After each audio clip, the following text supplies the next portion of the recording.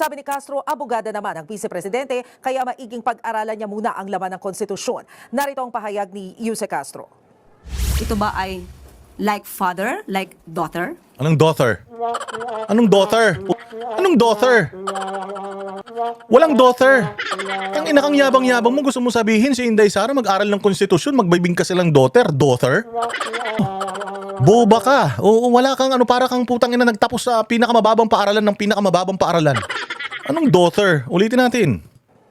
Ito ba ay like father, like daughter? Daughter.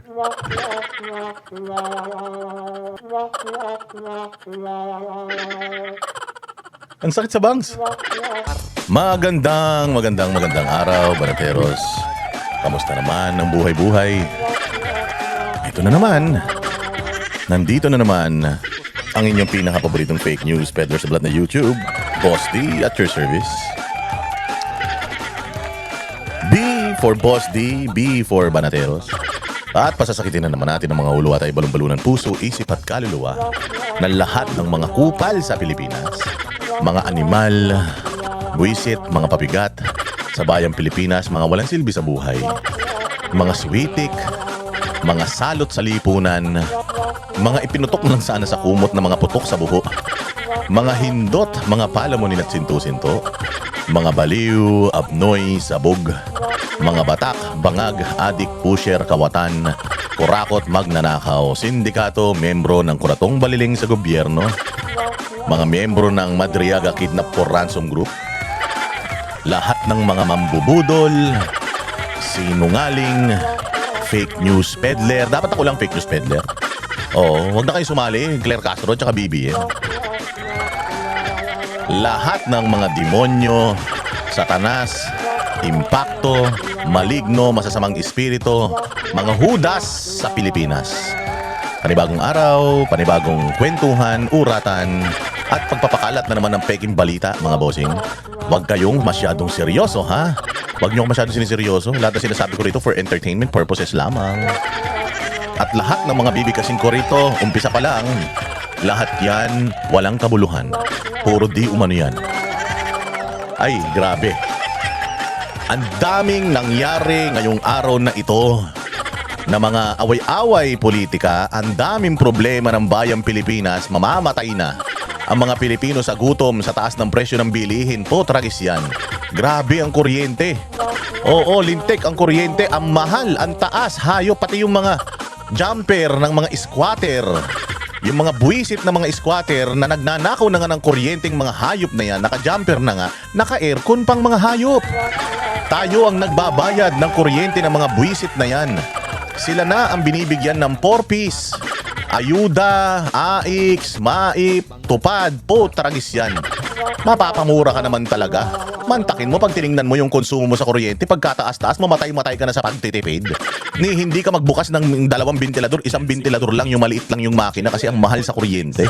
May aircon ka, hindi mo mamuksan, matagal na kayong hindi nag-uusap ng aircon mo. Tapos pagtingin mo sa kuryente, merong parte doon sa bill mo na binabayaran mo yung mga mga system loss na yan po, tragis na yung pag tiningnan mo yung system loss. Pag tiningnan mo yung system loss, yun daw yung mga ninanakaw ng mga magnanakaw sa mga squatters area na walang mga kontador na nakasabit lang yung kanilang mga kuryente sa kawad ng Meralco, walang mga binabayaran ng mga hudas na yan. Tapos tipid tayo ng tipid. Makita mo yung mga bahay ng mga squatter dyan sa mga matataas na palapag ng mga barong-barong dyan. Barong-barong na nga, 3rd floor pa eh. Samantala ko, nagtitiis ako dito sa masikip kong bahay. Sila, mga walang trabaho, mga walang silbi sa buhay, pasaway, mga adik, snatcher, hold-upper. Ampo, tragis na mga yan. Hindi lumaban ng patas. Pati ba namang kuryente? Inasa pa sa atin. Tayo tipid ng tipid. Sila mga naka-air condition, visit nila, laki ng mga TV. Nasaan ang hustisya? Mga bossing dito sa Pilipinas. So sila pa, sa kanila pa lahat napupunta. Kubang-kuba na tayo, kakabayad ng buwis. Oo, ikaw gigising ka ng maga, gising ka umaga. Mga alas 4 pa lang, gumigising ka na. Anong ginagawa mo? Babaong ka na maraming kanin. Maraming kanin, tapos konting ulam lang. Baka isang dilatang sardinas na lang yung baon mo para medyo marami na kanin, para medyo mabigat sa tiyan. Oo, tapos pagkagising mo, Malamig pa yung tubig mo kasi hindi ka naman makapag-init ng tubig. So malamig yung pinanliligo mo. Tapos yung shampoo mo, tinitipid mo pa.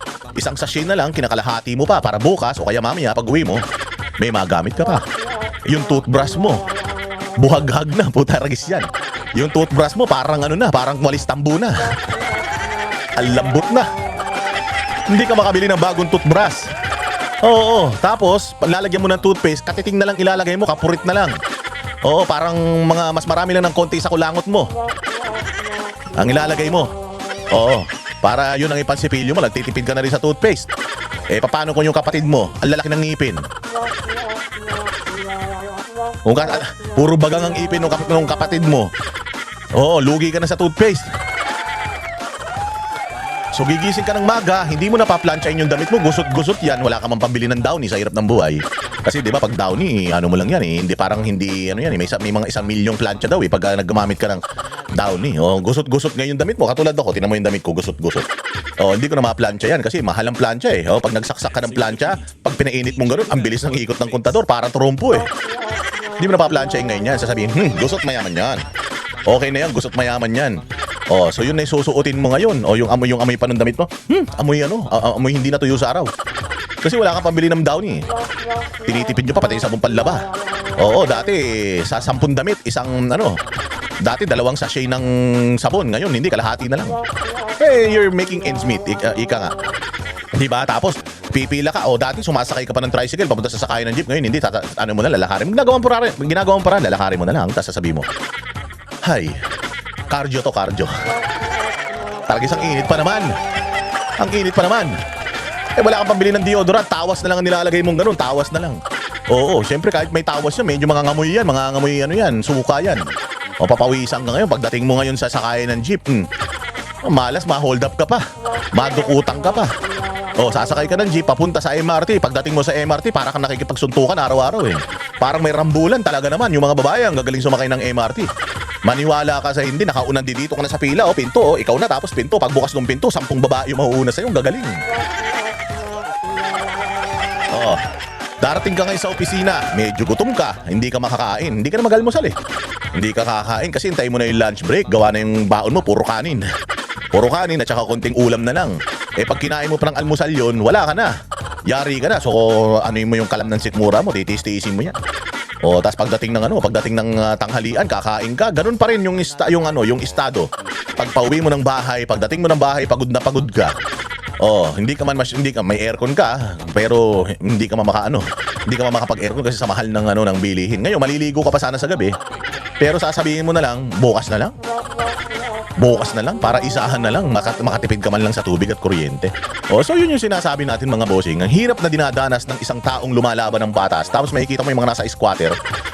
Ang oras ang gising ng mga yan, putya, unlimited. Oo, unlimited, magigising yung mga alas 12. Naka-aircon, ang sarap ba naman Bukas ng aircon alas 10. O actually, maghapon pa nga yan. Bubukas ng aircon, manonood sa flat screen TV, putya yan, may Netflix pa yan. O tapos, pagdating ng bayaran, pagdating ng bigayan ng ayuda, nauunang mga hudas na yan. Yung mga pobreng manggagawa, hirap na hirap makakuha ng ayuda. Tapos etong mga squatter na ito ng mga pabigat sa buhay, libre na kuryente, libre pa ang tubig, putya yan. O, tapos may ayuda pa, maips, tupad, akap, kung ano-ano.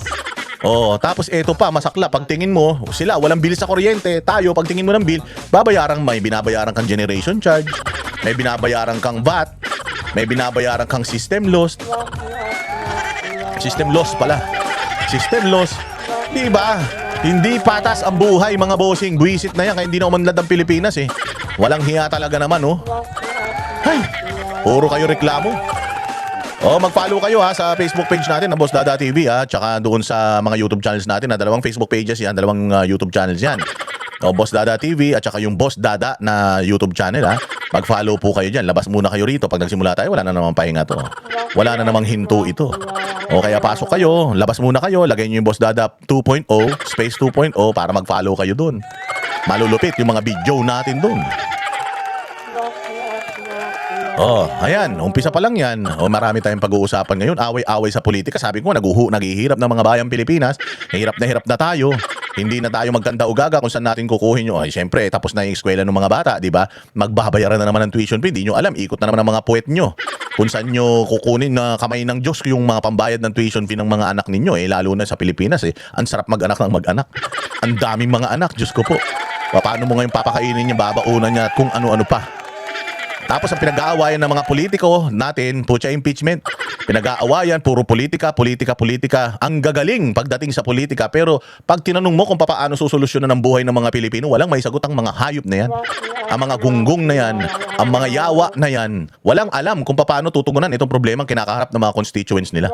Mga gago Hirap na hirap yung mga Pilipino. Tapos pag nag-hearing dyan sa Kongreso, kita mo, mamahal ng mga relos. Ang gaganda ng mga damit. Nakita nyo yung damit ni Barbers? Yung asawa ni Barbers, nakita nyo yung damit? Yung bag, yung damit at saka yung sapatos, pag kinumpute mo, halos kalahating milyon. Tapos yung lipstick niya, parang lipstick ng parang kulay talong. Akala mo, patay na kuko Diba? Nasa ng hustisya? Hirap na hirap yung mga constituents sa Surigao. Tapos sila ang rarangya ng mga itsura. Yung mga Pilipino, majority ng mga Pilipino, nakikipagbakbakan araw-araw sa buhay. Tapos yung mga representante nila, utang ina ng hirap naman ng mga distrito nila, ang yayaman. Ang yayaman ng mga itsura ng mga representative nila. Kaya kayo yung mga congressman ninyo, palitan nyo na yan. Palitan nyo na. Kung isang buong pamilya lang yan, puros mga kawatan naman yan, mas masarap ang buhay nila kaysa dun sa mga nire-representa nila ng mga tao. Huwag nyo nang panalunin yan. So puro politika pa rin sila mga bossing, puro away dito, away dyan. Tampuhan dito, tampuhan dyan. Kalaban sa politika si ganito, kalaban sa politika si ganyan, puro Duterte, Duterte, Duterte. KOJC, Pastor Kibuloy, puro ganun ang pinoproblema. Pero hindi naman yan ang problema ng bayang Pilipinas. Ang problema ng bayang Pilipinas, yung kumakalam na sikmura na hindi masolusyonan ng bobong presidente natin. Tanga ang presidente natin. Diyos ko po, yung dollars, grabe yung dollars, mga bossing, sobrang taas, pinakamataas sa history ng Pilipinas. High na high, parang presidente natin.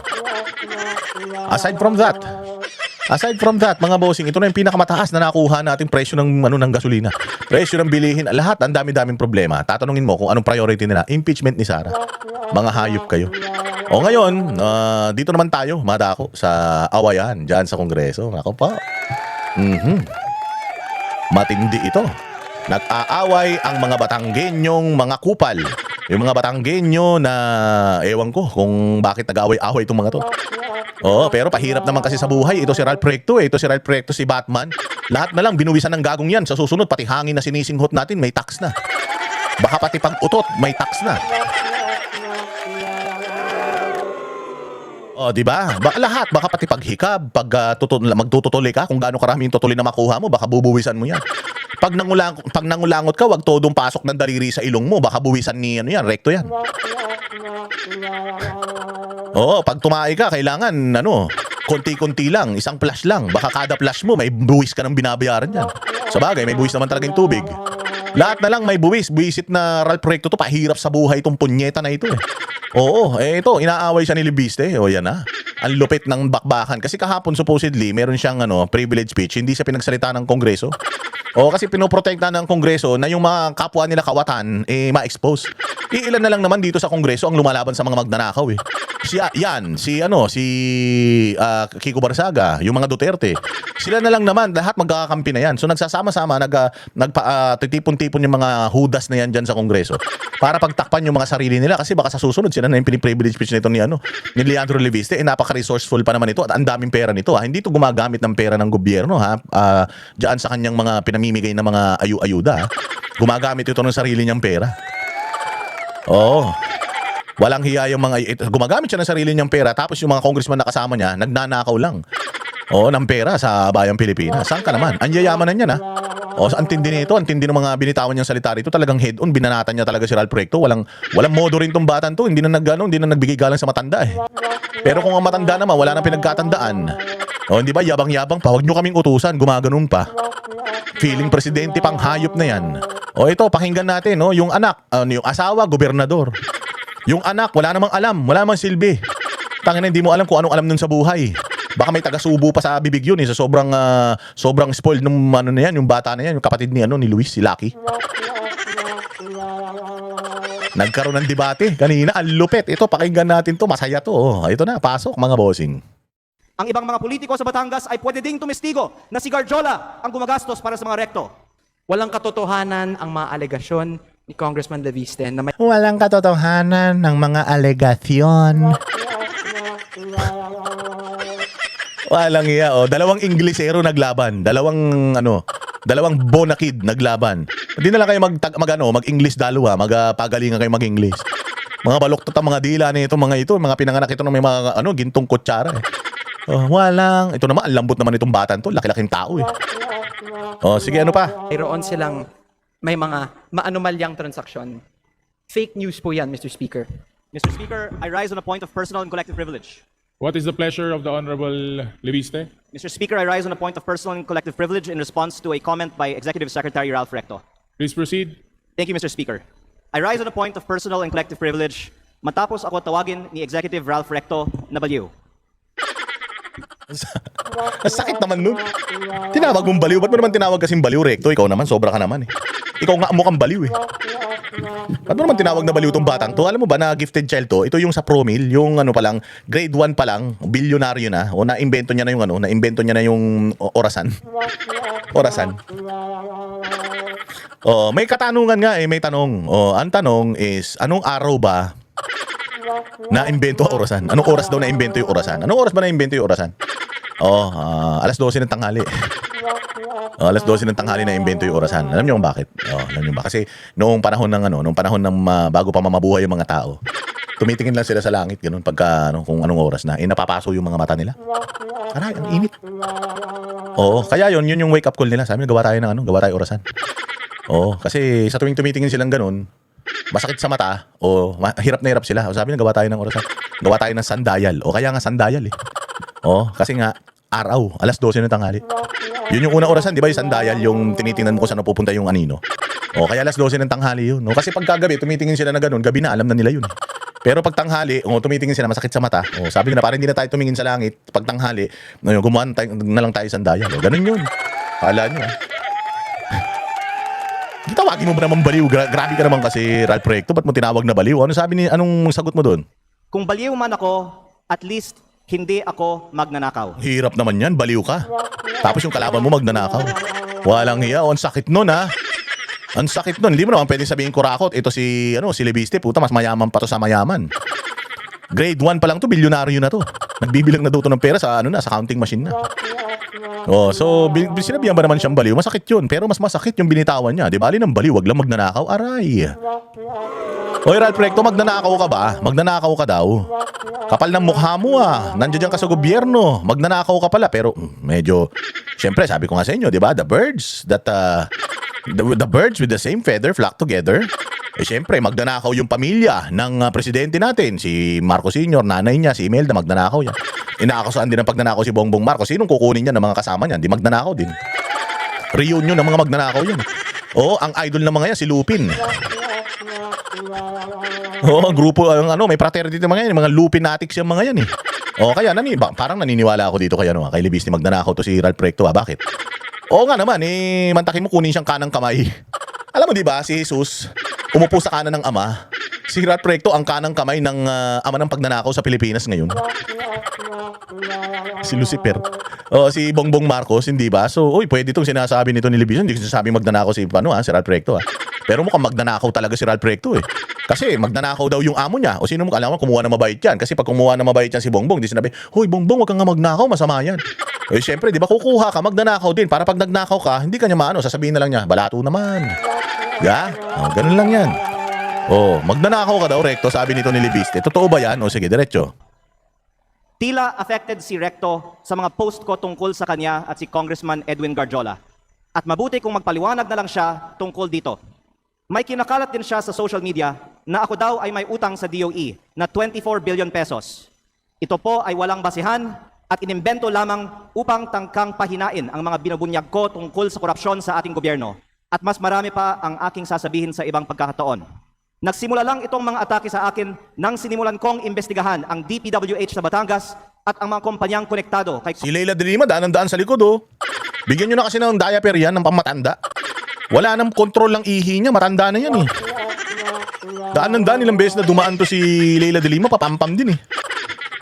Congressman Edwin Garjola at naging Executive Secretary si Ralph Recto. Marami rin ang nagsabi na ang pagbunyag ko nito ay hindi aking kapaki-pakinabang. Ngunit hindi ito para sa sarili ko, Ito ay bahagi ng aking tungkulin bilang mangbabatas at kinatawan ng unang distrito ng Batangas. At hindi ako matitinag, kaya po ako ay nananawagan na imbestigahan ang koneksyon ni Garjola kay Recto, lalo na ngayong executive secretary na siya, at suriin ni Pangulong Marcos kung natutulungan ni Recto si Garjola mula sa loob ng Malacanang.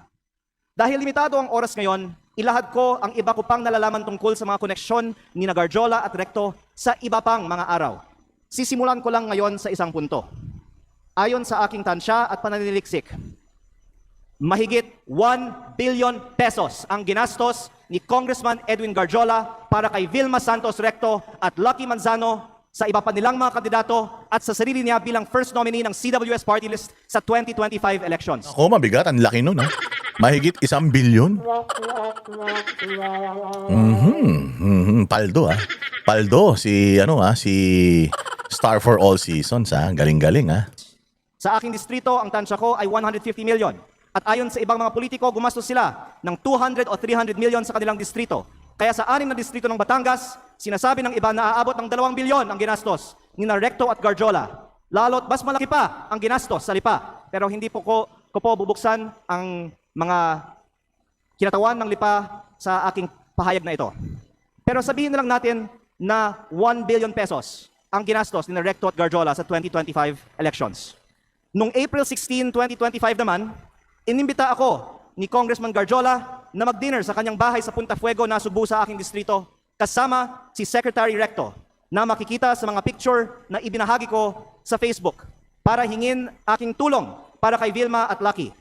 Pagkatapos, umikot ako kasama si Cong Garjola at mga tauhan ng mga Recto sa iba't ibang bayan ng aking distrito upang i-endorse ko ang V. Lucky sa mga leaders ko. Pagkatapos ng mga meeting, nakatanggap ako ng reports na may ibinigay umano na cash para ikampanya si Vilma at Lucky na galing raw kay Congressman Garjola. Tila si Congressman Garjola ang gumagastos para sa kampanya ni V. Lucky. Batay sa aking mga nakita sa aking distrito at sa mga pagpupulong at materyales kung saan ang nakalagay ay Vilma Santos Recto, Lucky Manzano at CWS party list. Ang ibang mga politiko sa Batangas ay pwede ding tumestigo na si Garjola ang gumagastos para sa mga Recto. Kahit pagkatapos ng eleksyon, ibinahagi ko din sa Facebook ang picture ng meeting ni Go Vilma at Secretary Ralph sa mga mayors ng Batangas sa Tagaytay Highlands noong August 15 na ayon sa mga dumalo ay hosted by Congressman Garjola. Kung mali ang aking impormasyon, narito naman ang ibang mga kinatawan ng Batangas at pwede nilang sagutin ngayong araw na ito ang aking mga pahayag. O pwedeng magpatawag ang Kongreso ng pagdinig. At kung totoo na 1 billion pesos o mahigit pa ang ginastos ni Congressman Garjola para sa mga Recto sa nakaraang kampanya, ang susunod na tanong ay, bakit si Garjola gumastos ng mahigit 1 billion piso para sa mga Recto? Ito ba ay pagkakaibigan lang o may ginagawa ba si Ralph Recto as Cabinet Secretary of the Republic of the Philippines para makapaggastos ng ganito si Garjola? Nako, may bigat yun, ha? Oo nga naman, no? 1 billion ang ginastos ni Garjola. Itong si Garjola, di umano, sobrang yaman daw nito. Contractor to o halos lahat daw ng mga proyekto, siya ang nagiging contractor. Ang laki nga ng perang ang bahay na binili nito sa Amerika. So itong si Garjola, na naka-freeze ang asset ngayon. So ina-acknowledge ng gobyerno that this Garjola person is corrupt. Kaya nga finreeze yung assets so it turned out na yung corrupt, kaibigan ng taga-gobyerno na si Recto. Tapos kung contractor ito, ibig bang sabihin yung mga proyekto dyan sa Batangas dahil gobernador si Vilma Santos, buong Batangas kanya So ibig bang sabihin nito nakukuha ni Garjola yung mga kontrata dyan. At syempre considering na ito ay cabinet secretary at ngayon may kanang kamay ng pinaka uogag na presidente sa Pilipinas. Ano kaya ang kapalit ng 1 billion di umano na ginagasta nito ni Garjola sa mga Recto? Malupit yan, ha? Sige. Sa aming dinner noong April 16, inalok ako ni Congressman Garjola na mag-partner sa kanya at kay Secretary Recto sa pagnenegosyo sa DPWH sa aking distrito. Sa sistema raw na ginagawa nila noon pa sa Lipa at sa ibang mga bayan. Tukuyin ang mga lugar para sa mga road opening ng DPWH. Sabihan ko daw sila pag meron akong mga nakita para makasama sila sa bilihan ng lupa. Kayang tumulong daw sa pagpondo ng mga proyekto ng DPWH si Secretary Recto dahil siya ay nasa kabinete. Lakas ha.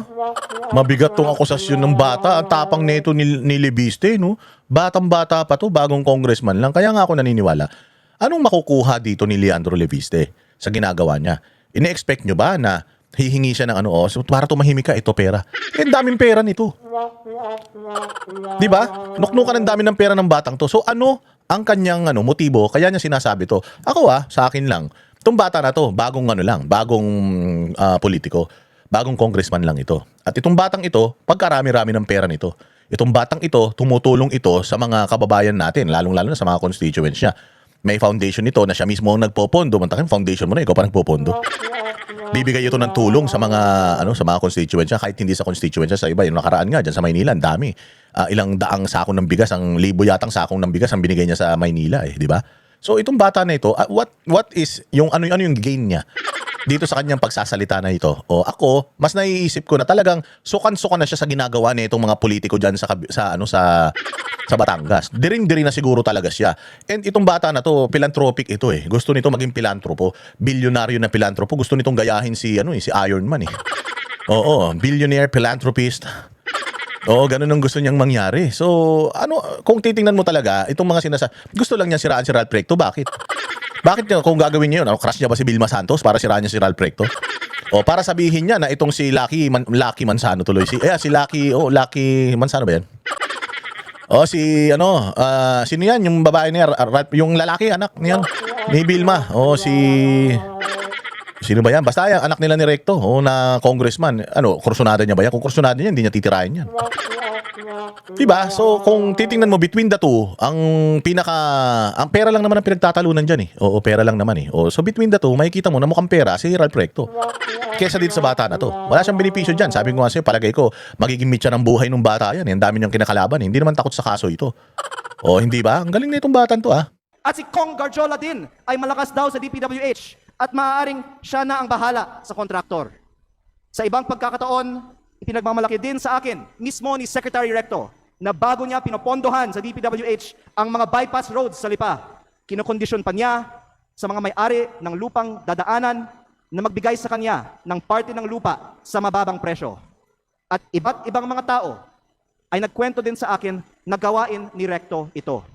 Kung lehitimo man ito, mabuti at maging transparent si Secretary Recto sa kanyang yaman.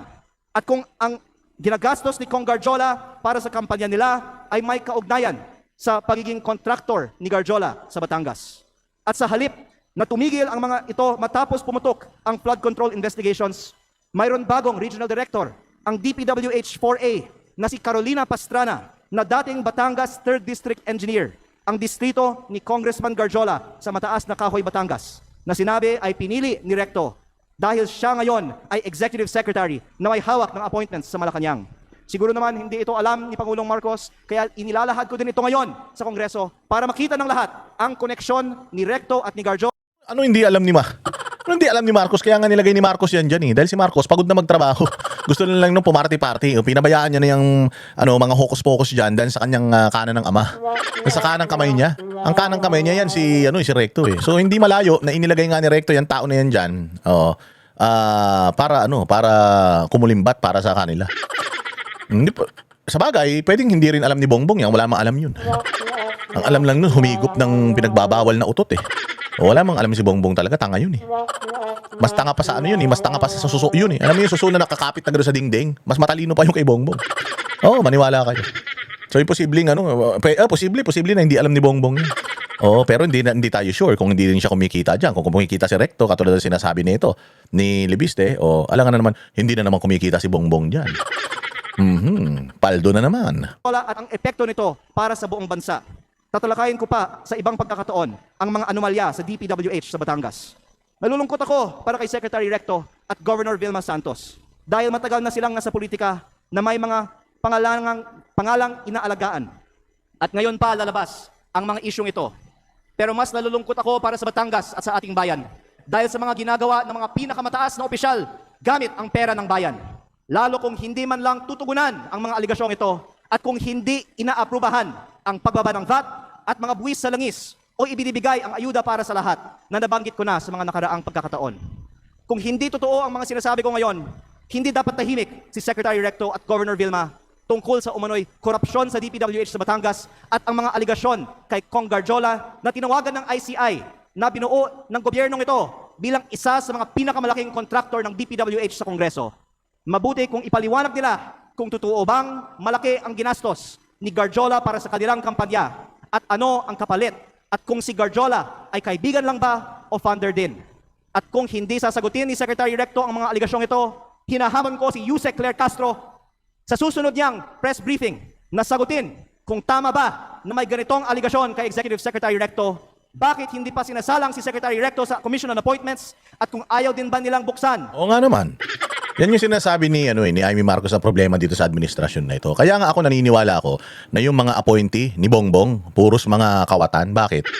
Hindi sila dumaan sa Committee on Appointments, mga bossing. Lahat ng mga sekretary ng gobyerno dumadaan yan sa Committee on Appointments para sila, yung scrutinize yung kanilang anong tawag dito, qualifications ba, if they are qualified for the position.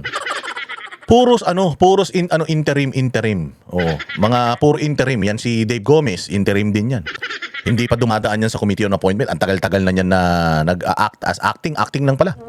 Hindi interim, acting. Acting PCO secretary, acting executive secretary. Puro acting, mga bossing. Hindi pa sila sumasalang sa Committee on Appointments. So, ibig sabihin, handpick talaga ni BBM itong mga ito. Para siguro gawin yung mga yan. Kasi kung legit itong mga tao na to na talagang capable sila dun sa mga position na pinaglalagay ni Bongbong sa kanila, bakit hindi sila ma-confirm ng Committee on Appointment? Magaling din tong batan to. Lahat yan puro acting. Tingnan ninyo, acting lahat yan. Kaya lahat ngayon gagaling umacting ngayon. Tinawag mo pa si Claire Castro, tanga naman yun. Boba yun eh. Pinaglihi yun sa patay na buhok eh. Anong gagawin ni Claire Castro? Magpapakalat na naman ng fake news yung hudas na yan. Ang mga detalye ng dalawang kasong plunder ni E.S. Recto sa Ombudsman. Mabuti ding magpaliwanag si Yusek Castro kung bakit ba talaga natanggal sa pwesto si Executive Secretary Lucas Bersamin nang walang paliwanag at ipinalit isang respetadong dating Chief Justice ng Supreme Court sa isang taong ngayong may dalawang kasong plunder sa Ombudsman. Panghuli, hindi lingid sa atin na binomba ang kotse ni dating Batangas Governor Armand Sanchez. Mapanganib ang politika sa Batangas kapag malaking tao ang inyong binabangga. Kaya kung ito man ang aking huling pagkakataon, nais kong dagdagan, hindi lang DPWH ang posibleng pagkukunan ng pondo ni Recto at Garjola. Dahil ayon sa mga politiko sa iba't ibang mga bayan ng Batangas, ang nasa likod ng STL operator ng Batangas, Refresh Gaming, ay si Recto at Garjola, na ang isang humaharap para sa kanila ay si San Juan Vice Mayor Anthony Marasigan, kahit na iba ang mga tao sa GIS ng kumpanya. Habang nasa kabinete ng Republika ng Pilipinas si Secretary Recto, mayroon bookies o second table ang Refresh sa kanyang sariling lalawigan. Kaya nananawagan din ako sa Kongreso na imbestigahan ang operations ng Refresh Gaming Corporation sa Batangas. Ang mga politiko sa Batangas ay maaaring tumestigo na dahil si Governor Vilma Santos ay nasa Kapitolyo, si Executive Secretary Ralph Recto sa Malacanang at suportado sila ni Congressman Garjola, kompleto ang makinarya para gawing negosyo ang Batangas. Kaya baka hindi lang 1 bilyon ang nagastos na ni Garjola para sa mga Recto. Maraming salamat po. Majority Leader. Mr. Speaker. Mr. Speaker. I can now take questions. Thank you. Mr. Speaker. Majority Leader. Mr. Speaker, we'd like to recognize the representative of Lipa, Congressman Ryan Recto. The Honorable Ryan Recto is now recognized. Please proceed. Good afternoon, everyone. No questions to be asked on my end. Mr. Speaker, I would just like to make a manifestation to set the record straight regarding the issues raised by my fellow representative from Batangas on the alleged issues that were narrated. First, while this representation recognizes the importance of legislative oversight, I believe that it is equally important that information shared in this plenary is accurately based on facts, not assumptions, not insinuations, and certainly not on incomplete information. Hindi po dapat ginagamit ang Ang hirap makipag-away sa mga konyo, no? Pag nag-English na, wala na, dudugo na, pati tenga mo eh. plenaryong ito upang lahat ng mga haka-haka o paratang na walang sapat na basehan On the alleged ties between Congressman Edwin Gadiola and Executive Secretary Ralph Recto, their association is purely professional, as Congressman Gadiola is also a member of the House of Representatives and a fellow Batangueño. There are no personal interests involved, but only a shared commitment to fulfill Ulul. Ang ina nyo, lokohin nyo pa kami. Eh, hindi kayo magiging magkaibigan kung wala kayong pinagkakakitaan pare-pareho. Inan yan. Magkababata ba yan? Magkalaro ba ng patintero noon yan? Ang inan yan, kung ito, bilyonaryo, kinaibigan mo, edi mayaman ka din, kinaibigan mo, di negosyo, pinag-uusapan yun yan. Ano yung fraternity? Parang alpaka pa kubeta, ganun. Inan yan. Bata-bata pa nito, sinungaling na eh. Naging magkaibigan sila dahil lang congressman? Ulul! Kaya naging magkaibigan yan, may mga business ventures yan. Oo, may mga benepisyo na nakukuha yan sa isa't isa. Si Ralph Recto ba may kipagkaibigan sa akin yun? Oh, albawa ako, pupunta ako kay Ralph, sabihin ko, Ralph, pwede ba tayo maging magkaibigan? Sabihin mo sa akin, putang ina mo, sino ka? Wala kang tisilbi sa akin, tumigil ka, lumayas ka rito. Kaya yung naging magkaibigan yan sila ni Garjola dahil merong merong mga, kung hindi man illegal na aktibidades, legal. O, pero sigurado ako na magkaibigan yan dahil sa pera. Style mo, bulok. Matanda na yung tatay mo, di naman makikipagkaibigan yun sa wala siyang pakinabang. Ano ka ba? Bata na to, aga-aga pa, sinungaling na eh. their duties to their constituents. Walang katotohanan ang mga alegasyon ni Congressman Leviste na mayroon silang may mga maanumalyang transaksyon. Fake news po yan, Mr. Speaker. This representation is not privy to the motives of my colleague from the 1st District of Batangas. But let it be known, hindi po tayo basta-basta nagpapadala sa mga inimbentong issue dahil alam po natin kung ano ang katotohanan dito. In fact, I will not stand idly by and let these so-called facts be presented as truth. Let it be a reminder that Executive Secretary Ralph Recto has served as congressman and senator for decades, representing not only Batangas, but also the broader interests of the Filipino. Oo, matagal na yung tatay mo, matagal na kami pinahirapan ng tatay mo. Puro pahirap ang ginawa niya sa Pilipinas. Buwis, pukin ang ina niyan. Hindi pa siya magbuwis ng buhay kung gusto niya. Hayop yung tatay mo, salot. Pinaalala mo pa. Ano man nagawa yan kung di magtaas ng buwis eh. Kaya tinawag na Batman yan dahil puro bat ang iniisip ng ulul na yan. Siguro pinapataasan yung bat para malaki yung mananakaw ng mga politiko. Hindi ko sinasabing siya, mga politiko. And same goes for Governor Vilma Santos Recto. Mr. Speaker, and to all my colleagues here and to the general public, let us just focus on the facts and let us uphold the process. And most of all, let us keep our focus on our constituents and serve them with integrity. And on the subject of VAT, pagdebatihan po natin yan dito sa Kongreso. It is not the job of the executive, but our job as legislators, and we're always open for that. Thank you, Mr. Speaker. Mr. Speaker, may I respond? Majority Leader. O, tapos sama ng loob ni Kupal. Gusto niya suntukin. Sabi niya, tangina, pag nagsuntukan tayo libis, hindi ka mananalo sa akin. Gigil yung anak ni Vilma. Oh. Tangina, baka magtangga yan, ha? Baka sumusuma yan ng shake, body dancer yan, ha? Sige, anong sagot? Mr. Speaker, may I respond? Mr. Speaker, I'd like to recognize the Congressman for the 1st District of Batangas, Thank you. Congressman Leandro Please Leviste. respond.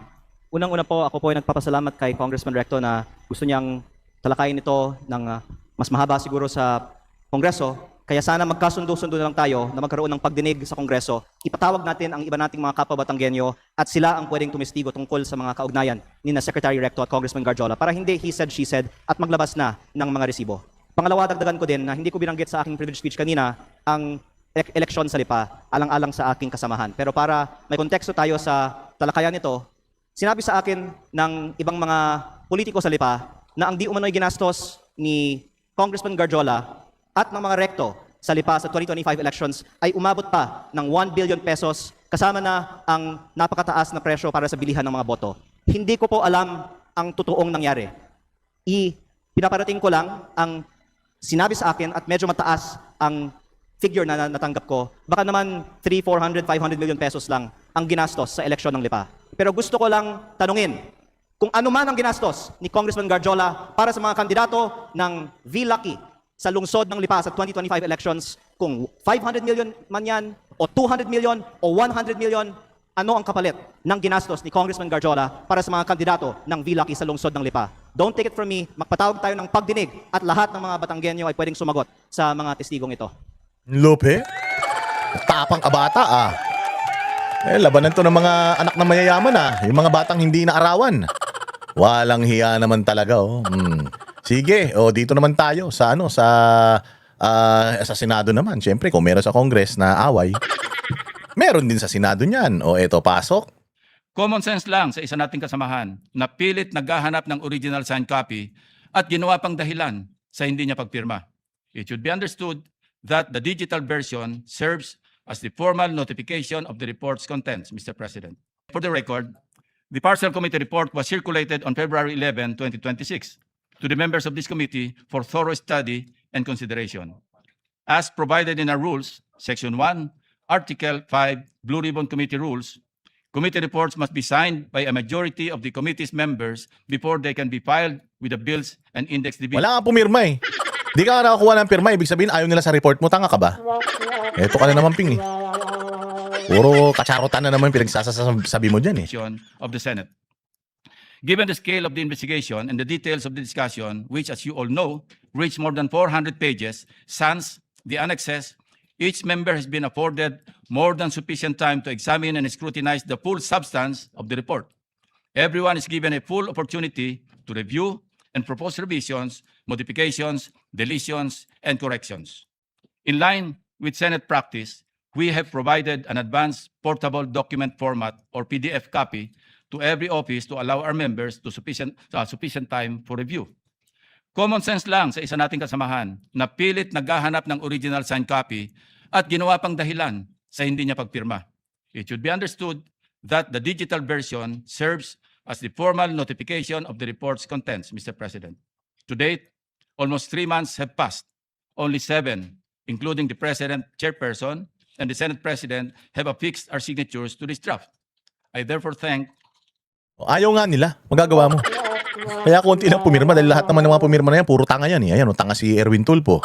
Si Lacson, si Tito Soto, lalo na. Bugok yan Si Risa Ontiveros, lalo na. Risa Ontiveros na to. Gusto daw niya maging patas yung mga senador sa pagdinig ng impeachment. Gago, ikaw kailan ka naging patas? Pag Duterte, putang ina, lagi kang kalaban ng Duterte. Paano kayo maniniwalang patas kang ulul ka? Inantong Risa Ontiveros ito, kapal ng mukha nito kasing kapal ng bukbok niya sa mukha. Ito si Bam Aquino. Yan, si Kiko. Si Kiko rin, walang alam niya. Kita mo yung mga kabataan niya sa Las Piñas ng hold up ng jeep. Kasalanan ni Kiko yan dahil dun sa juvenile act law niya. Ito si Rapi Tulfo, ito yung manyakol na. Manyakol daw. Puro pambababae ang alam, sabi ng mga lumabas na iskandal niya. Tapos ang hilig niya, ang tapang-tapang niya. Nung nakaraan, nag-hearing yan ng sa PCS, nananalo, mayat-maya, may nananalo. Biglang nawala yung hearing na yun. Tapang nito, pero pag nawawala naman yung tapang niya kapag malalaking tao na. Yan lang yung mga pumirma, yung mga ulaga. Wala na. our colleagues, Senator Erwin Tulfo, our Vice Chairman, Senator Risa Ontiveros, Senator Bam Aquino, Senator Kiko Pangilinan, and the latest, Senator Rafi Tulfo, who have signed the partial report. And while I disagree with those who have not, let me state for the record, Mr. President, that I respect their decision even as I understand whatever reasons they have for not signing. Siyempre, hindi naman pwedeng hindi sasagot si niyan. Hindi pwedeng hindi sasagot si si Marcoleta. Siyempre yung niya, yung pilukan niya, sayang naman yung pagkakasuklay niya kung hindi siya sasagot diyan. Sige na. Senator Marcoleta, kanain mo. Gusto ko yung gulping-gulpi. Mr. President, I cannot speak for our colleagues why they hesitate or even refuse to sign the partial report he allegedly disseminated to the members. But as for myself, Mr. President, I cannot sign a partial report. A partial report is basically unfinished. An unfinished report cannot be assumed to have contained the final and collective judgment of all the members. This is very basic, Mr. President. Secondly, I did not heed my reasons why I cannot sign the partial report. I delivered a privileged speech some time ago, Mr. President, outlining the reasons, therefore. Number one, I was expecting the chairman of the Blue Ribbon Committee to have conducted several hearings more. And in those hearings, he should have invited several persons whom I enumerated in my privilege speech. Namely, Yusek Adrian Bersamin, Yusek Jojo Cadiz, former Governor Luis Chavez Singson,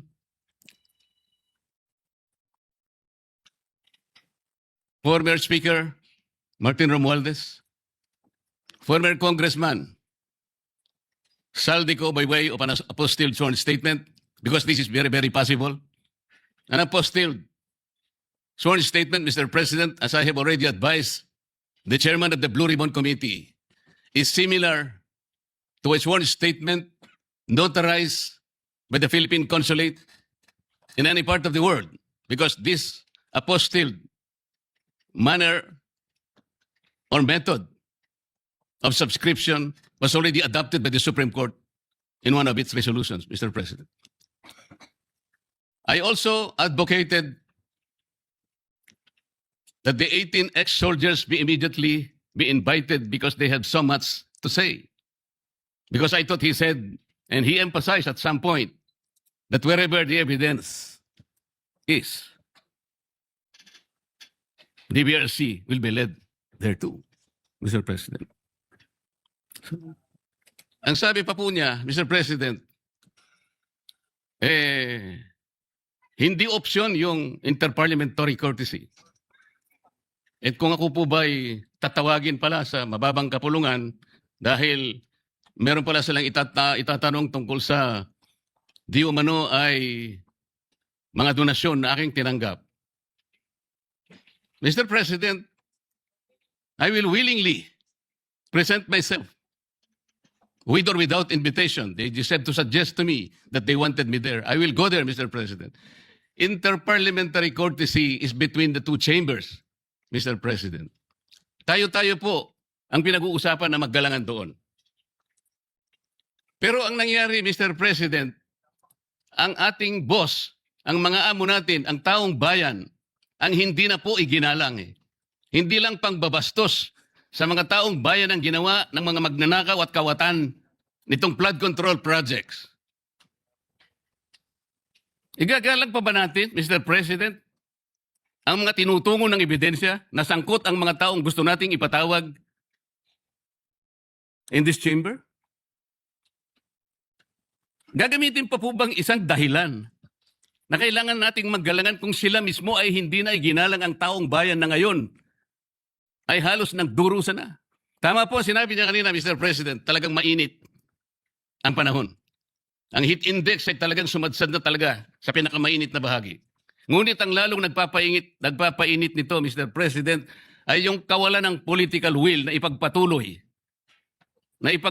ang pagdinig. Kahit na lantaran na nandun na talaga yung mga ebidensya. Bakit po hindi tayo tumawag ng pagdinig, Mr. President? Inimbita si Governor Luis Chavez Singson. Sa pagkakalam ko sa mga accounts na nababasa ko, he was invited to appear on April 14. At binigyan po siya ng pagkakataon hanggang April 7, hanggang alas 5 ng hapon, na ihain ang kanyang sinumpaang salaysay. Hanggang alas 5 ng hapon, Mr. President. Ngunit 9:15 ng umaga, ipinaabot sa bahay ng dating gobernador na kinakansela na po ang nasabing pagdinig. At ginamit pang dahilan,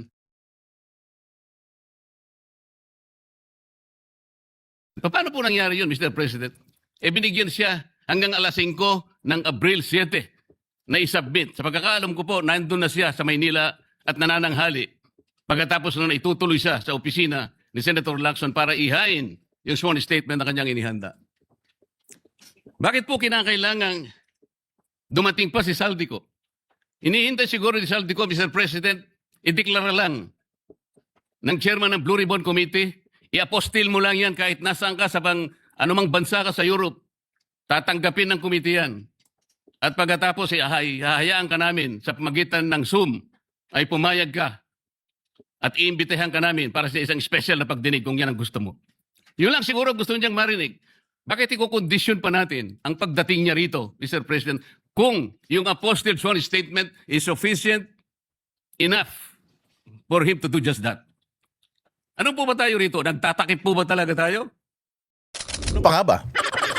Oh, very self-explanatory naman yung statement na yan ni Marcoleta. Oh, talagang binabanatan niya na matindi si Panfilo Lacson. Ito pa nga eh. Dati daw pala niyang idol yan si Ping Lacson. Di noon naman matino yan si Ping eh. Maayos naman yan noon. Ngayon lang naman naging ulol yan eh. Simulan na dikit kay Bongbong. Si Bongbong nga kasi, sabi ko nga sa inyo, kung meron King Midas na lahat ng hinahawakan niya turns into gold. Si Bongbong lahat ng hinahawakan niya nagiging tarantado at kurakot eh. Nung simula nung nadikit yan kay Bongbong, kita mo nangyari kay Ping. Naging hudas na. Oh, galit na galit si Marcoleta. Sabi ni Marcoleta, sinira mo ang paghanga ko sa iyo. Paano ba yan? Pero bakit ngayon po ay nagkaiba, Mr. President? Parang yung pedestal na aking hinangaan, yung alamat na nandoon, unti-unting gumuho. Nalulungkot po ako at nangyari yun, Mr. President. Mula noon, nung makita ko siya, lalong-lalo na po doon sa episode na pinatawag po niya, ang lahat ng kinaukulan na merong mga nakaw na sasakyan, mga karnap na sasakyan. Naalala ko po na sinabi niya, Mr. President, lahat ng mga ninakaw na sasakyan, dalhin niyo rito sa Camp Crame. No questions asked. Dahil palagi po akong dumadaan sa EDSA, Mr. President. Dahil opisina ko po sa Ortigas, nakita ko pong nakabunton lahat talaga ang mga ninakaw na sasakyan. Talaga pong hinangaan ko, Senator Lacson. Walang nakagawa nun, sa aking palagay, kung hindi siya lang. Di ba, Mr. President, sinabi ko pa sa'yo, sayang wala nakako yung aking kaibigan, yung dating mayor ng Marikina, Bayani Fernando. Dahil kinausap ko po siya. Sabi ko, Bayani, alam mo, yung ginagawa mo sa Marikina, gusto ko rin eh. At yung ginagawa ni Chief PNP, Ping Lacson, gusto ko din yun. Ayaw mo ba siyang kausapin na kayong dalawa tumakbo? Si Ping Lacson ang president, ikaw naman ang vice president. Kinuwento ko sa iyo yan, Sir President. Bakit ko po sinasabi ngayon ito, Ginong Pangulo? Nung umpisa po talagang ganun na nakita ko po eh. Yung kanyang kagustuhan na maayos natin ang ating bansa. Yung sinasabi niyang track record, maring nung umpisa nandun po yun eh. Hindi ko ikukwento ito kung hindi talagang hinangaan ko siya. Noon. Pero bakit ngayon po ay nagkaiba, Mr. President? Parang yung pedestal na aking hinangaan, yung alamat na nandoon. Para si Marcoleta, hurt siya talaga, talagang.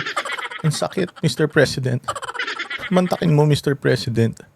Hinangaan ko siya, minahal ko siya. Tapos yung pala, walang forever. Oo, sensitive talaga din to si Marcoleta, Ikaw naman kasi Ping Lacson eh. Noon okay ka eh. Ngayon naging tarantado ka na. Ano bang kasing ginawa mo? Kung kailan huling pagkakataon mo na dapat mag-iwan ka na lang ng mabuting ehemplo or mabuting legasiya, putya yan, puros kabalbalan pa tong mga pinaggagawa mo eh. Obvious naman eh. O obvious naman na wala ka na talagang planong solusyonan itong flood control scandal na ito eh. Obvious naman na may pinoprotektahan ka eh. Unti-unting gumuho. Nalulungkot po ako at nangyari yun, Mr. President. Nagsabi ko pa nga eh, hindi ba tayo dapat maglaban-laban dito eh. Ang kapakanan ng mamamayan ng ating bansa, ang importante rito po eh. Yung direksyon natin. Bakit kailangan akong palaging pinapasaringan? Hindi naman po ang aking kagustuhan eh. Kung sino yung dapat na sumikat o sino yung dapat magpasikat, hindi po yun eh. Isa lang po ang sikat dito, Mr. President. Ang taong bayan na pinagsisilbihan nating lahat. Doon po natin ituon ang lahat ng ating makakaya, ang lahat ng ating energy. Malampasan sana natin ang problemang ito. Opo, alam nyo kasi, kaya nangyari ito. Oo, siyempre nag-privilege speech ito si Ping Lacson, bading pala talaga. Bakla pala talaga. Si Ping Lacson. Oo. Kasi hindi siya tumanggap ng nagsalita siya doon pero hindi siya tumanggap ng mga tanong or ayaw niya magpa-interpolate. Akala ko ba magaling? Akala ko ba mahusay ka? O bakit hindi ka tumatanggap ng tanong mula sa mga kasamahan mo? Paano mabibistos siya? Oo, hindi siya pwede makipagdebate sa isang abogado eh. Anyways, oy, dito naman tayo. Namiss ko si Namiss ko yung fake news peddler na Malacanang Utang ina, buhay na naman to. May mukha pang talagang ihaharap tong hayop na ito. Sa kabila ng katarantaduan niya ng amo niya na nagpakalat sila ng mga peking balita sa Pilipinas. Kasi saldi ko nahuli na, binago pa niya, nagkaroon pa siya ng diksyonaryo, yung diksyonaryo ng mga tanga. Oo, may mukha pang ihaharap itong losyang na ito. Oo, sabi niya may mensahe daw ang palasyo sa mga nagkakalat ng fake news. Di kayo nakakatulong sa ekonomiya. Gago, ikaw nga puro fake news Puro ka fake news. Kayo ni Bongbong, puro kayo kapikean. Lahat, puro peke. Wala na kayong inilabas dyan na balita na nagkatotoo. Puro katarantaduan. Mamaya papakilala ko sabi nito, di ba? Sabi nila maganda raw ekonomiya, mababa na ang krimen. Maayos daw buhay ng mga Pilipino. Oh, ang fake news daw hindi dapat pinagkakapirahan. Sige nga, ano sinasabi nito? Sa mga gumagawa ng krimen, hindi kayo sasantuhin ng batas. Si Duterte supporter and former TV personality Jay Sonsa has been released after posting bail dahil nga po sa kaso niya linking to false information about the President's health. Siguro po yung pagkakaaresto niya, anong klaseng mensahe po ang ipinaparating nito pagdating sa mga nagpapakalat ng maling impormasyon, and should the public expect more cases to be filed? Ulul, may impormasyon, putang ina mo. Yung network nyo, puro peke rin balita nyo. News 5. Tapos kayo mga peke, puro kayo mga fake news peddler, lahat kayo dyan, nagsama-sama kayo, puro kayo mga ulul. Takin mo, si Claire Castro, ginagawa na kayong tanga, putyang ina, tuwan-tuwa ka pa. Ganyan kababa ang uri ninyo, mga Malacanang press corps. Hindi nyo kayang i-challenge si Claire Castro. Bakit? Anong kinakatakot nyo? Mawala yung kita nyo? Kumikita ba kayo dyan, ha? Ay lang yan, fake news. Ano wala lang yung fake news? Guilty beyond the reasonable doubt dapat. Si Jay Sonsa, bakit? Convicted na? Oo, hindi mo masasabing fake news yun. Hanggat hindi naglalabas ng medical bulletin itong mga tarantadon to. Yun lang naman ang makakapagpatunay kung fake news yung binalita ni Jay Sonsa Maglabas siya ng medical record na wala talaga siyang cancer.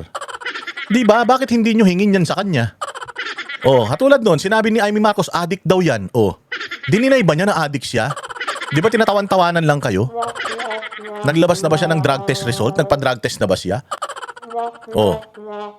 Alang iya kayo talaga Mga maaresto pa po bang individual kaugnay ng maling impormasyon? Sa mga gumagawa ng krimen, hindi kayo sasantuhin ng batas. Huhusgahan kayo ng katotohanan. Huwag pagkakitaan ng fake news. Wow! Galing sa'yo, Claire Castro? Paano ka nakakatulog ng mahimbing? Ikaw ang mukha ng fake news sa Pilipinas. Kayo ni Bongbong, parehas kayong fake news peddler. Ang dami mo ng mga statement na sumablay. Puro peke yung mga ibinabalita ninyo.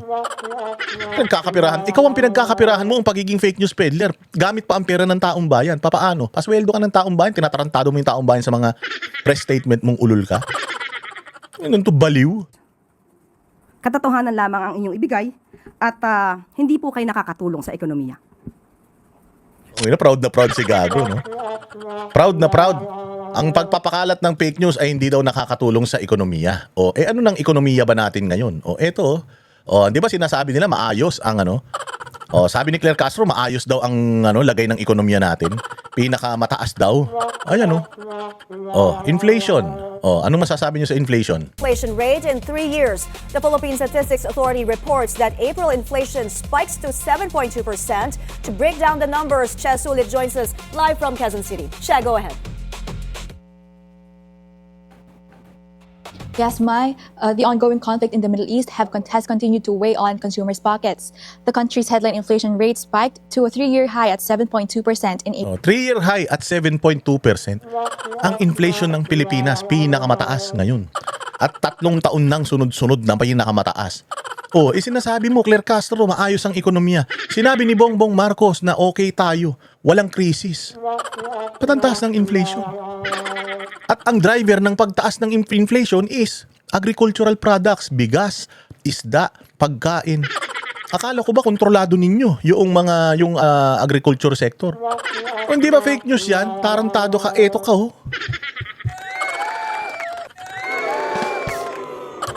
Di ba napaka-fake news mo? Tas ang lakas ng loob mo, sasabihin mo na hindi dapat pinagkakakitaan ng fake news. Ano palang ginagawa nyo? Hindi ba yan ang pinagkakakitaan nyo, yung pagkakalat ng fake news? Walang hiya ka, Claire Castro. Ang tigas ng pagmumukha mo para sabihan ng taong bayan na wag mag-fake news. Unang-una sa lahat, hindi kayo naglalabas ng totoong mga datos. Hindi kayo naglalabas ng medical bulletin. Papaano nyo ngayon? Ngayon, nasa korte tayo. Jay Sonsa, ba't mo pinalabas ito? O kasi may nagpasalin din sa akin yan. Inaniniwala naman ako dyan. Bakit? Kasi nga, ang presidente ba natin, paano mo masasabing fake news yung sinabi ni Jay Sonsa kung hindi naglalabas ng medical bulletin na pirmado ng mga doktor si Bongbong Marcos na cancer-free siya? O, baka kaya ayaw niyang maglabas ng medical bulletin kasi baka may cancer nga talaga. So maa-acquit ba si si Jay Sonsa? Kung ako ang judge, i-acquit ko si Jay Sonsa. Bakit? Buti sana ko pag naglabas si Bongbong ng totoong medical bulletin galing sa St. Luke's. Doon masalaman mo na yung pinakalat ni Jay Sonsa, peke. Paano mo malalaman peke yung pinakalat ni Jay Sonsa kung hindi naman kayo naglalabas ng totoong dokumento? Ilagay natin. Halimbawa, sinabi ko, adik yan. Sinabi nung kapatid, adik sinabi ko, adik yan. Ngayon, demanda mo ako, fake news, nagpe-fake news ako kasi hindi naman siya adik. Paano ko malalaman hindi siya adik? Wala naman siyang drug test result. Meron siyang drug test result nung nakaraang eleksyon. Nakaraan pa yun, gusto namin yung bago. Bago pa siya tumakbo at bago pa siya maging presidente, gusto namin malaman kung ngayong presidente siya, hindi na siya adik. Di ba? Paano mo ngayon sasabihin na fake news ako? Naglabas na ba kayo ng negative drug test result na dugo at saka buhok? Wala naman. So sabi ko nga, I will stop calling Bongbong Marcos as bangag dahil yung kapatid naman niya nagsabi. Alangan hindi ako maniwala sa kapatid. Sa isang matris galing yan. Sa isang buray lang naman lumabas yan, dalawa na yan. So maniniwala ako doon. Sinasabi ni Aimee, addict daw yan eh. Katulad ngayon. Ano sabi ni Aimee doon sa nakaraang doon sa nakaraang statement niya? Labas-pasok daw si Bongbong Marcos sa ospital. Anong ginagawa nun? Kumakain doon?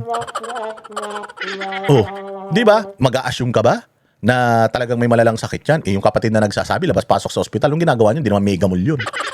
Hindi naman beer house yun. Gagawin niya sa ospital, ba't sa labas-pasok? Di ba yung sakit siya? Bakit hindi mo na lang i-disclose kung ano yung mga sakit na yan?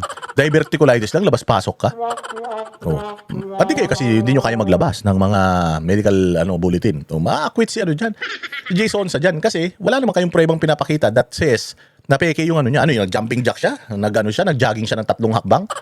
Ano na yun? Medical bulletin na yun? Nagpagod ka pa. Nag-jogging pa siya. Kulang na lang tumambling tsaka iumpog yung ulo niya sa semento. Maglalabas ka lang ng medical bulletin, hindi mo na kailangan mag-jumping jack eh. Yung mga inutil kasi kayo eh. Dito pa lang sabi niyo maganda ekonomiya, tapos hindi naman pala.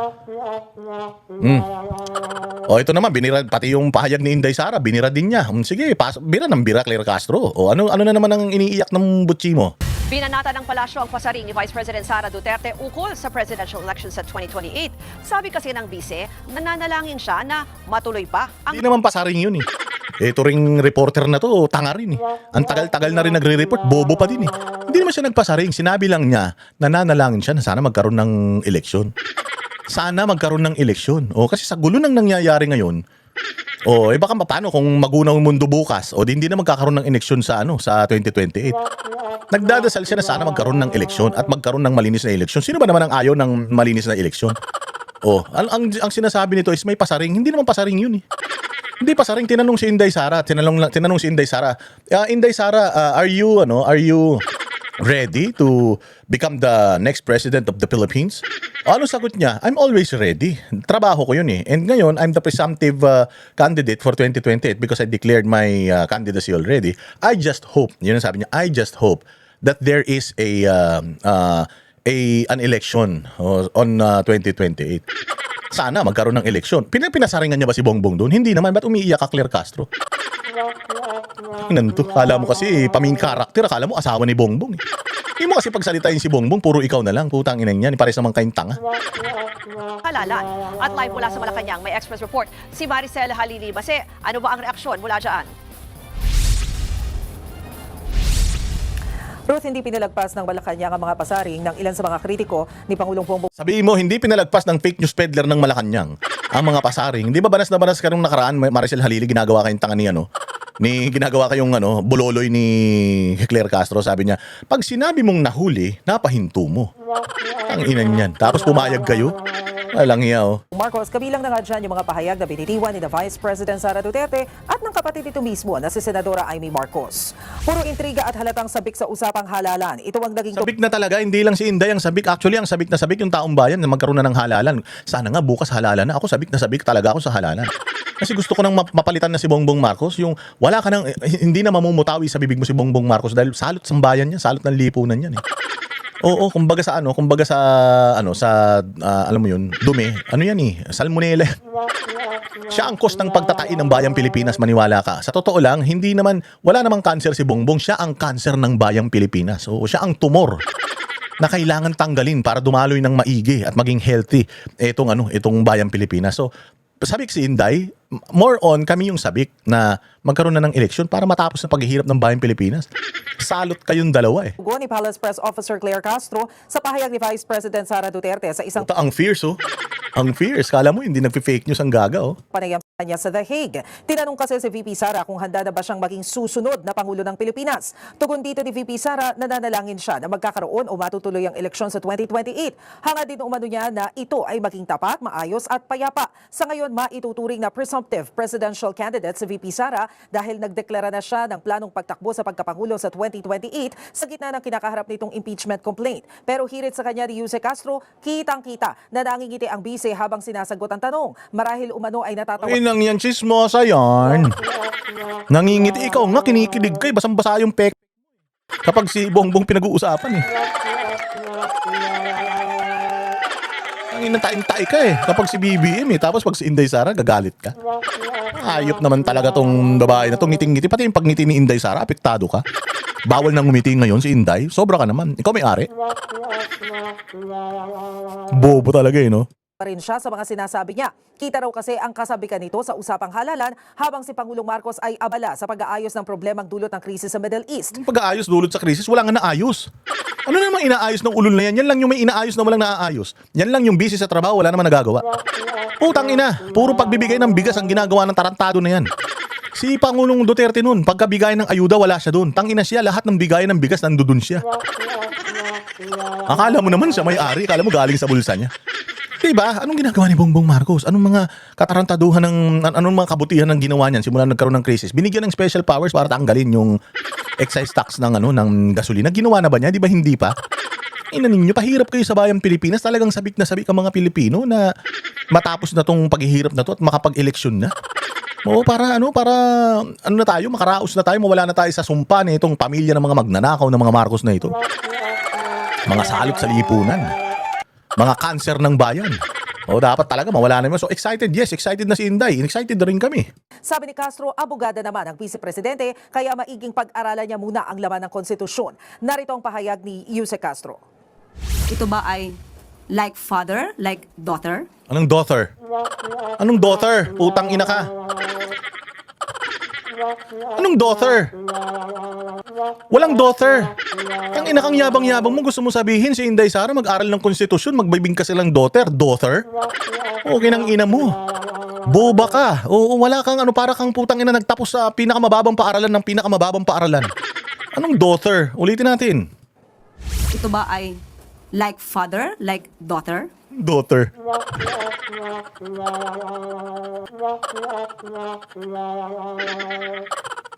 Ang sakit sa bangs. Walang hiya ka talaga. Alam naman natin na umamin ang dating Pangulong Duterte na siya ay eksperto sa paggawa ng intriga at pagplanta ng ebidensya. Yung pa rin sinasabi mo paulit-ulit. Wala nang yan na lang, wala nang iba. Anak na tinapay talaga, napaka-lame nyo talaga, napaka-loser nyo. Loser. Nakikipagkompetensya ka pa, wala ka namang utak. So ang mga ganitong sagot mula kay Vice Presidente ay alam nating intriga lamang. Mga kwentong walang basihan. At sana ma-review niya ulit bilang abogado kung ano ba ang nilalaman ng konstitusyon.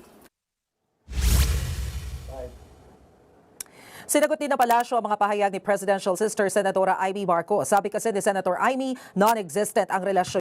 Diba? Like father, like daughter. Kinang nagyabang ka pa. Nagyabang ka pa, daughter. Sabihin mo mag-aral si Inday Sara, daughter, hindi mo pa alam bigkasin. Putang ina Claire Castro, wala kang utak. Putang ina yan, kung saan ka man pinag-aral ng magulang mo, bawiin nyo yung o USD. Putang ina, bawiin nyo yung diploma nito, bobo. Ito lang ang abogado na tanga. Like father, like daughter. Ay, nako, Claire Castro, ulitin nga natin yung like father, like daughter niya. Nakakatuwa eh. Amin ang dating Pangulong Duterte na siya ay konstitusyon. Narito ang pahayag ni Jose Castro. Ito ba ay like father, like daughter? Kachiche! Okay nang ina ka. Ay, confident ka. Oo, para kang confidence ah. Mas confident ka pa sa confidence. Ito ba ay parang like father, like daughter? Ang sakit mo sa ulo, Claire. Putang ina ka. Ulitin natin. Ang sarap pakinggan talaga pagka puro kabubuhan lumalabas sa bibig nitong tao na to. Iyag ni Yuse Castro. Ito ba ay like father, like daughter? Ina mo, bobo. Ang hirap mong kalaro. Ang hirap mong kabanding. Puro katangahan ang ginagawa mo. Di ba, alam mo yung... Hindi ko talaga maintindihan, no? O kung anong klaseng utak meron to. Burak talaga, eh, no? Like father, like daughter. Ano yan, si Dieter? Si Dieter Ocampo, si daughter Ocampo ba yan? Ang inabopol. Ang saklap, no, na yung, alam mo yun, yung kaklase mo na sinasabihan kang inaasar ka ng kaklase mo tapos bungal-bungal siya. Kaya inaasar ka ng kaklase mo tapos tumai siya sa salawal niya. Ganun to eh. Ibang klase ka talaga, Claire Castro. Bilib ako sa'yo, ha. Like father, like daughter. Wow. I mean, non-existent ang relasyon niya sa kapatid na si Pangulong Marcos. Higit 1 taon na rin daw silang hindi nagkikita. Kwento ni Yuse Castro, tinanong niya mismo si PBBM ukol dito matapos ang kanilang meeting sa Malacanang kanina. Pinag-isipan daw ito ng husto ng Pangulo bago siya sumagot at kinumpirmang matagal na nga raw silang hindi nagkakausap ng kapatid. Narito ang sinabi ni Yuse Castro. O baka naman like father, like daughter na naman yan, ha? Daughter. Wala pong H yung do. D-A-U... Ano ba? G-H-T-E-R. Hindi po T-H-E-R yun, ha? Claire Castro, paano ka pumasa ng bar? Paano ka... multiple choice ba ang bar exam? Di ba ang bar exam? Essay type yan. I really don't get it. Sabi ko nga sa inyo, pagkausap ko to si Claire Castro, sigurado, inaaya pa naman namin to ng interview. Sasabihin ko sa kanya, okay, Claire Castro, can you spell daughter? Ang lakas ng loob magsalita, no? Ang lakas ng loob mang mata, tapos putang ina, boba siya. Ibang klase. I approached the president and asked about this comment or statement of his sister, Senator Amy Marcos.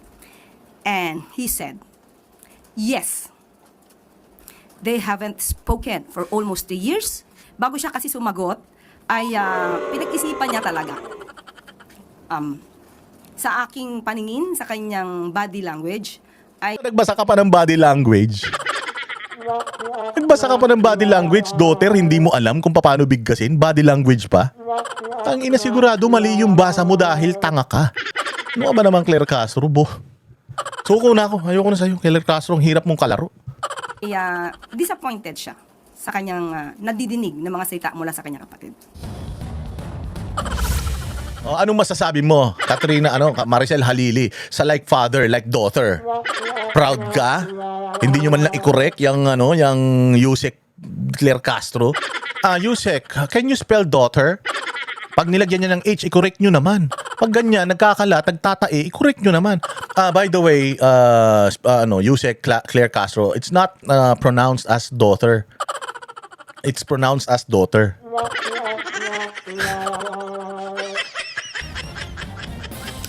Ruth, binigyang diin ni Palace Press Officer Undersecretary Claire Castro na hindi naman sila nagbibigay ng babala sa mga fake news peddlers.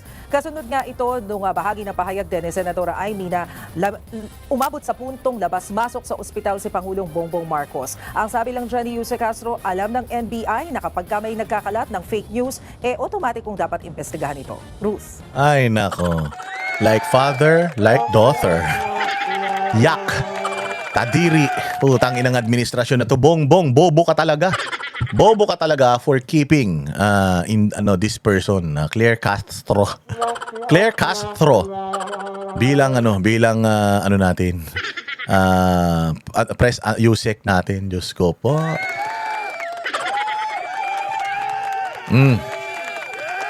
Sige, para dito na lang sa isang sa huling balita natin. Ito na, nagkakalaglagan na sa administrasyon, mga bossing. Nagkakalaglagan na sa administrasyon, ito na.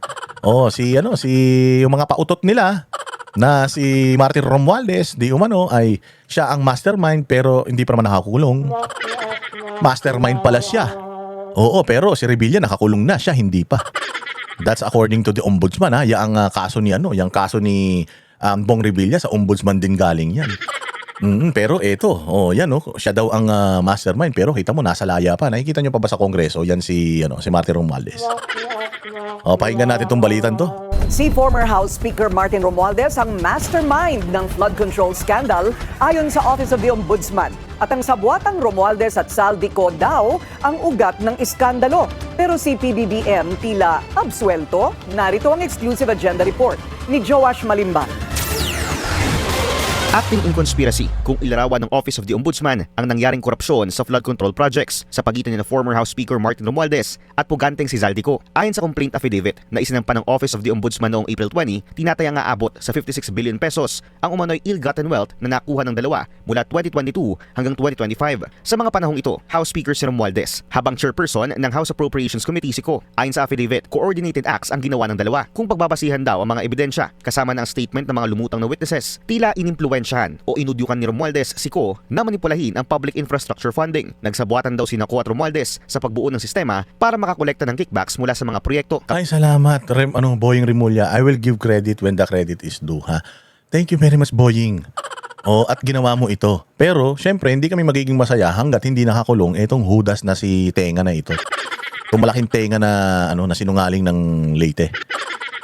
Pag nakulong ito, dyan pa lang kami maniniwala. Pero kung puros ganito lang, statement, balita. Sabi ko nga sa inyo, ang bilis na nakulong si dating Senator Bong Revilla.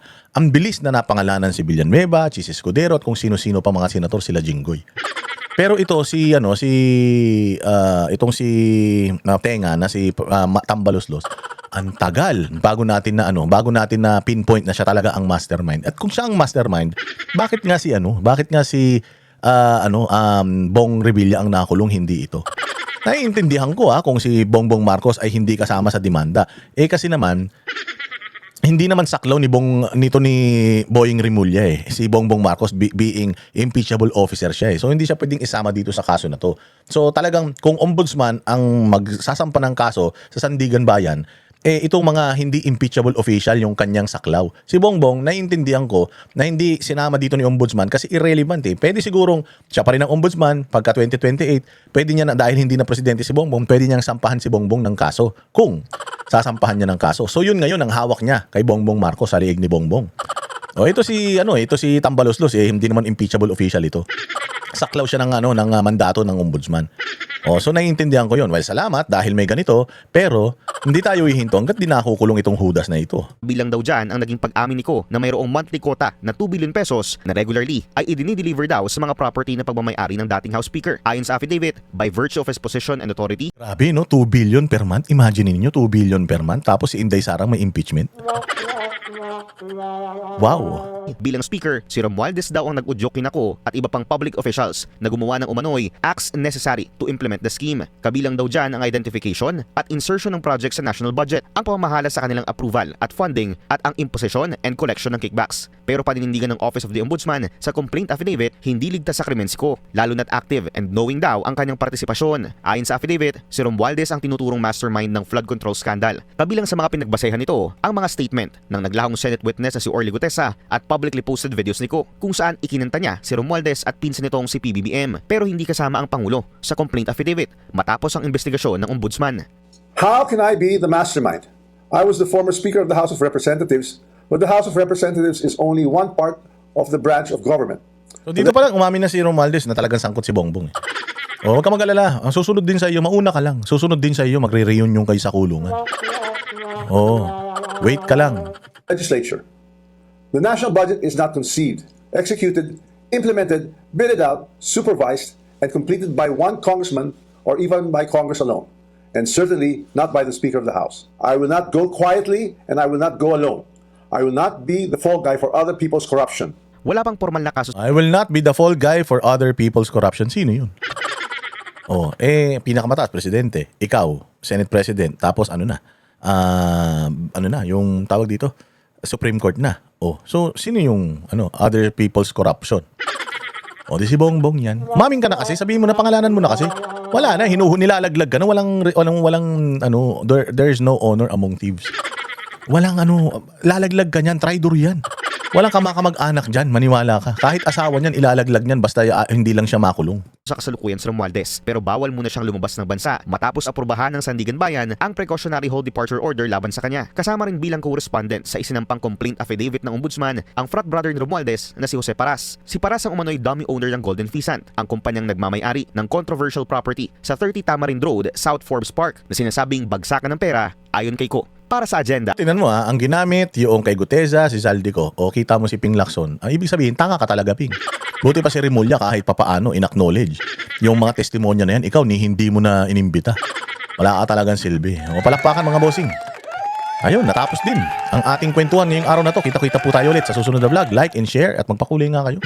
Bawasan natin ang hirap na ng buhay dito sa Pilipinas. Bawasan natin yung kayamanan ninyo. Mabuhay ang lahat. God bless us all and God bless the Philippines. You are all amazing. See you all sa susunod na vlog.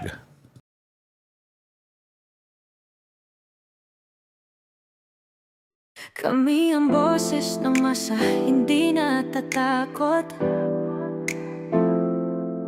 Katotohanan lang, di kami nalulunod. Walang bahid ng sismis, lahat ay totoo. Kahit sino ka pa, pag mali ka babanatan ka.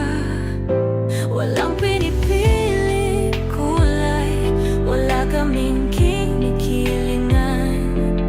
Basta para sa bayan, kami lalaban. Pag tama palakpakan, pag mali matatakot. Para sa bayan, tuloy ang sigaw. Sa harap ng kamera, walang halong takot. Mga baluktot, lahat kayo'y tutumba. Ang hustisya at totoo, yun lang ang mahalaga. Kahit sinong harang, di kami matitinag. Walang pinipiling kulay, wala kaming kinikilingan. Basta para sa bayan, kami lalaban. Pag tama palakpakan, pag mali banatan. Di matitinag, di matatakot. Para sa bayan, tuloy ang sigaw. Kung nasa tama ka, ikaw ay aming kasama. Pero pag mali ka, handa ka na bang mabasag? Banateros kami, walang inuurungan. Dahil bayan muna, bago ang sarili.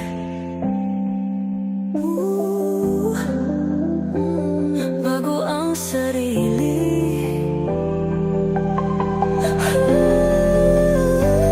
Pag tama palakpakan, pag mali banatan. Banateros ang sigaw, katotohanan ang laban.